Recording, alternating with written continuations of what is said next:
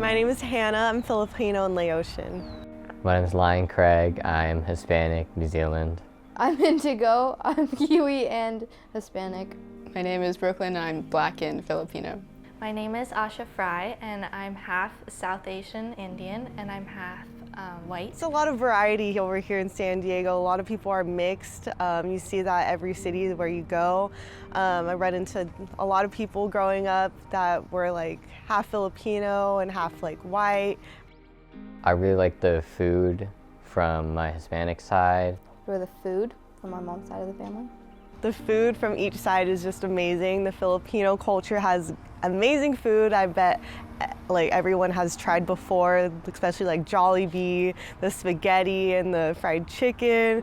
But most definitely, like I think my favorite would have to be the sinigang. Favorites like from my Laotian side, I think would have to be like the Lao sausage. That one's really good because it's super spicy. And the papaya salad is something I've been exposed to more now and I've been liking it a lot. From my Indian culture, I love Bollywood. I also love Indian clothes and the food.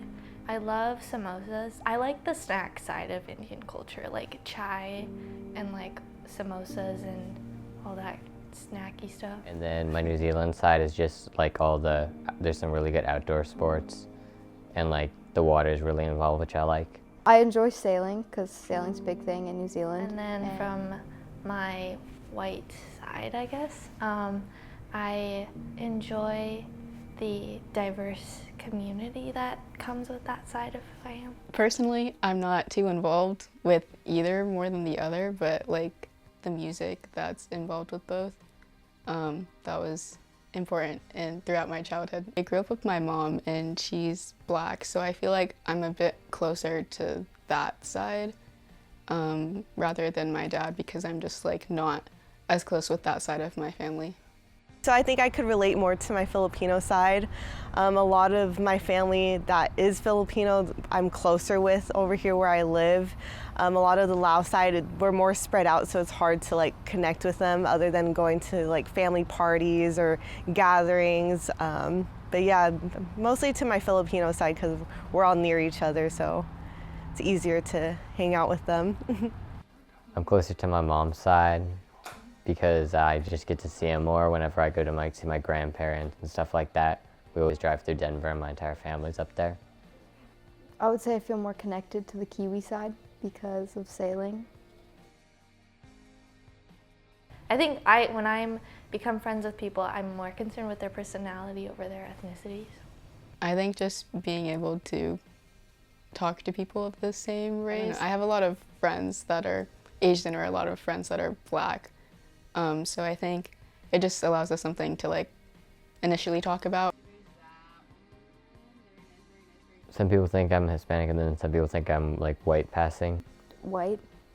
Most people just think that I'm Black. Even people that like I've known for a while, like sometimes forget that I'm like 50% Asian. I think for me it's kind of weird just because like I'm not as in touch with my Asian side also, so it's kind of like, I don't know, it's like less encouraging to be like, hey, I'm also Asian too, just because like, I don't know, I don't forget about that side, but it's not like something I have to think about daily because other people also don't like think about that. People assume just because you're Asian, they automatically think you're Japanese or Korean or like Vietnamese, but there's more to it than just like the more frequent, commonly like ethnicities that you hear. A lot of people don't really know what like Lao is. I kind of like explain it near Thailand almost. That's like the most commonly like used answer I guess I used before just because people are more familiar with that other than like Laos. Honestly, it made me feel, I don't know, just out of place. A lot of people would just automatically assume like I'm another race than what I am. So it's just like having to explain myself to a lot of people growing up, getting bullied. It was definitely hard. I feel like most of the struggles that I like, that are like more initial is just from being Black because most people don't think that I'm also Asian. But yeah, again, it's just like, I guess, ignorance against certain issues that both Asian people and Black people face, so. As a kid, I think I was tried, like my family tried to push that on me more, like to be involved with both. But like, as I grown up, I feel like I definitely kind of lost it a little bit. Like my sister, I feel like she's like a perfect mix of both. So sometimes like as a kid, I wanted to have straight hair. Like I wish I could look both. I'm older, so I don't have as much time to dedicate to my Indian heritage because I live here. And if I was living in India, I think it would be way more Indian. As of now, I'm not in like API Club or the BSU, so I feel like I could get into that, I guess, so that I could just like learn more, especially now that like going into college where I'm going to be on my own, where I definitely won't be around family. It's like important to like keep that up. Probably traveling up to New Zealand to see that side of the family more.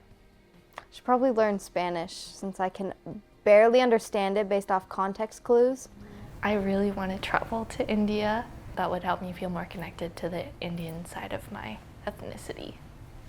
And England and Wales, because I think that's a big part of why I'm in the United States. I'd honestly want to travel to both Laos and the Philippines. I think that right there would like set the bar on top for me, just learning about like where my parents came from, where they were born, because my parents were also not born here in the US.